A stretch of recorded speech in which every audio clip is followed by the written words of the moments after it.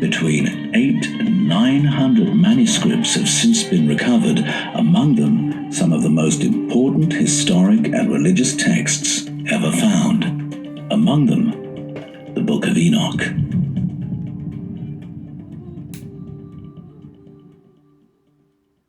The earliest version of the Book of Enoch is the Ethiopian book.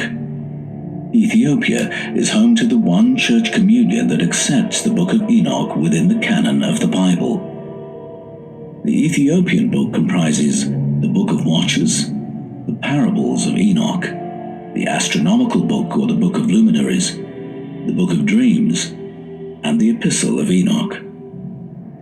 Many of its themes echo the aspirations and concerns of many of the Hebrew scriptures, but other themes occur within its pages that are more unusual. The current scrolls date from the 3rd to the 1st century BCE. The source of their narratives and their authorship remain a mystery. The book is attributed to Enoch, but that doesn't settle the question of its authorship, because just as the historic Moses didn't necessarily write all the books of Moses, or the prophet Isaiah didn't necessarily write all the books of Isaiah, so the authorship of the Book of Enoch remains a bit of a mystery. But Enoch himself is a fascinating figure and very intriguing. He's an ancestor of Noah.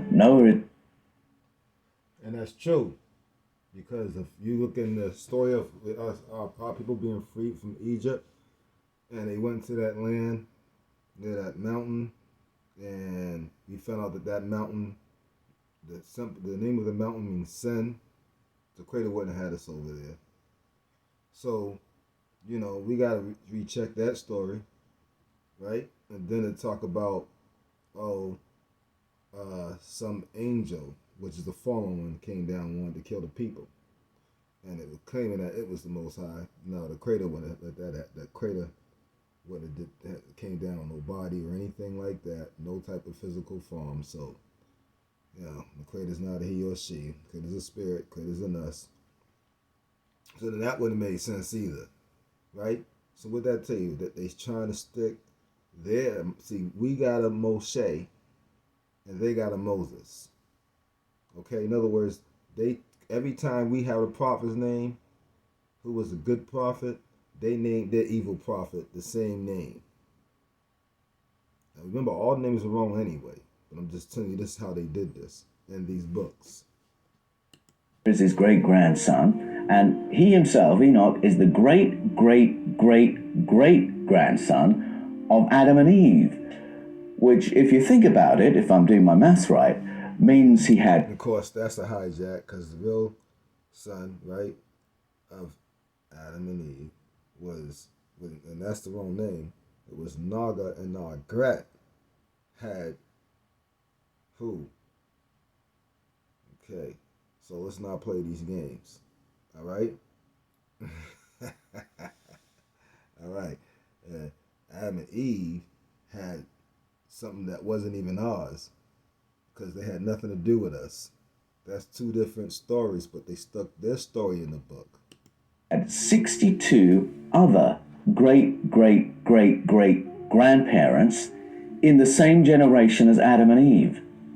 So, just taking the narrative on its own terms, who were they?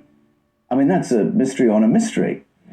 Didn't I tell you? Scholars believe the Qumran community to have been home to the Essenes, a secretive monastic community, and the caves in the Judean mountains, their high-security archive.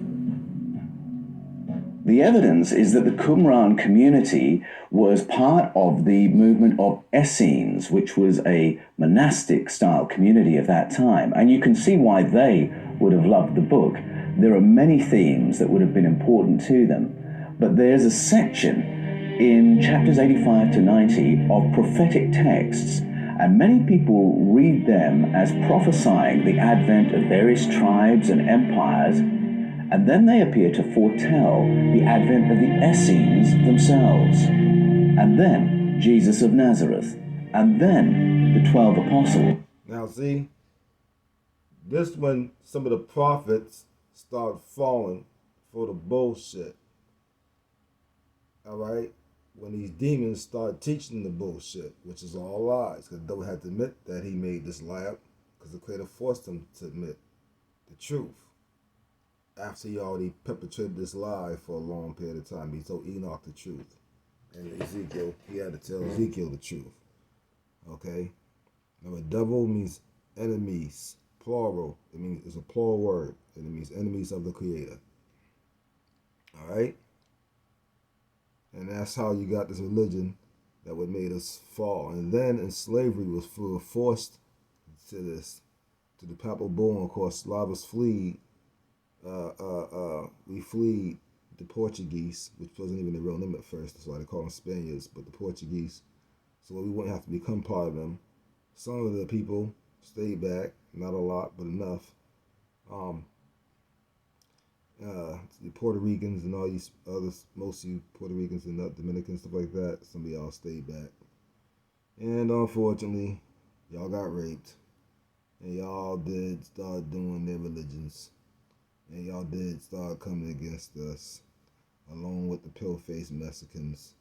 Y'all came against us too, and all the rest of you guys, with the whole world. After the Papal Bull was deployed, even one of our own came against us, because when they kidnapped him at a young age, they taught him this Christianity for all this bullshit, somebody coming back bullshit, which is nothing but the devil's son coming back, and the devil himself and all his demons. And this guy believed that he was the devil's son, because they raised him up that way, but he didn't realize the bad thing to it, because he thought it was a good thing. The same way they force people to learn Christianity and slavery, and the same way they have Pastor Pork Chop preach you on a pulpit today and teach you that Christianity. It's a way to make you serve the devil, become the devil's slaves. Of Christianity. And it wasn't only the Essenes who held this book in high regard. Many of the early church fathers quoted from this book freely, and they referred to it as to scripture. That would include writers like Tertullian, Justin Martyr, Origen, Clement of Alexandria. So all these Greek people, all these white people, and all these outside nations was teaching Christianity. Our people was not dealing with Christianity. Okay, Alexander the Great was teaching Christianity, that he came against us. Our people were not going for Christianity at this time. They were trying to force our people and force this stuff on our people and coming against us. Confederate against you. All referring to this as if it were part of their canon. Given the high regard in which the book was held in ancient times, what was it about the book's contents that made it so controversial that it had to be excluded from the official canons? In chapters 1 to 36, we read the Book of Watchers. It details contact between entities from off-planet and human beings. Some of that contact is benign and nurtures the emergence of human society. The Watchers teach the humans how to cultivate crops, how to use medicine and other healing modalities. The Watchers teach metal technology. The Creator told all of us already that the healing stuff will be in our fruits and vegetables. So they didn't teach us anything. When they start teaching us roots and everything like that, they start teaching us witchcraft and spells. And introduce the humans to adornments, jewelry, and makeup. Makeup is made of baby fetuses. Baby aborted babies is makeup. Aborted babies is makeup. We're not supposed to wear jewelry. Wearing jewelry can make you more acceptive to other entities besides what you're supposed to be exploited to, which is only supposed to be exploited to the Creator, not all these other outside sources. That's why they taught you that, to make you an antenna to them, a battery, so they can feed off of you. That aspect of off-planet people, the Watchers, coming and teaching Homo sapiens how to farm and to build a civilization, that marks the Book of Enoch. And we were not not Homo sapiens. We are the Creator's children. Now, he may have taught his children that stuff. We didn't need that stuff. Is very different to the devil may have taught his children that stuff. We didn't need that stuff. Books that we find within the canon of the Bible. But it is not a unique story. That narrative repeats in mythologies all around the world. You can find it in Native American mythology, Mayan, Zulu, Babylonian, all make the claim that in our prehistoric past there was an intervention. All these outside nations, they didn't say black or average indigenous. They didn't say average indigenous in that, did they? So they's implying to all the outside nations had contact with who? Their dad, who is the devil, who in these fiery ships, the devil's ships, that you can't keep calling them Most High ships when it's not the Creator's ships. They are the devil's ships. And I found out that these ships might even be stolen property, but that's a whole nother ballgame. We're not even going to talk about that. People from off-planet came and nurtured the human race as a conscious, intelligent, technological species and gave us the building blocks of civilization. But though that narrative has been allowed to remain, the fallen ones gave you the building blocks of civilization that they wanted you to have, not what the Creator wanted you to have. They wanted you to have what the fallen ones wanted you to have. But the Creator didn't want you to have what the fallen ones wanted. The Creator wanted what you wanted, what He wanted you to have. But you missed out on that because the fallen ones taught people fallen lifestyle. In indigenous mythologies all around the world, it seems that that admission of a wider ET family was an admission that the Jewish and Christian religious authorities were not willing to make. Of all the lessons given by the Watchers, one that concerns much of the Book of Enoch is the lesson in astronomy. This is another aspect in which Enoch differs from the other Jewish texts. Astronomy or astrology, which were all part of the same thing at that time, not favorably looked upon in the Bible, but it's there as a theme in Enoch. Again, where there's a point of difference from the other Jewish writings, Enoch finds correlations in other world mythologies.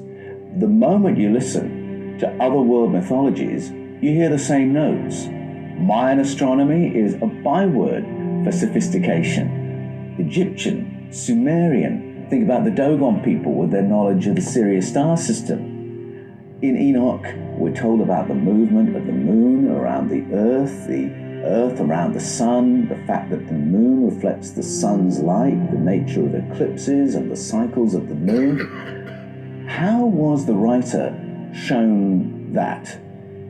Did he see it in the flesh? Did he physically travel? Was it through an altered state of consciousness?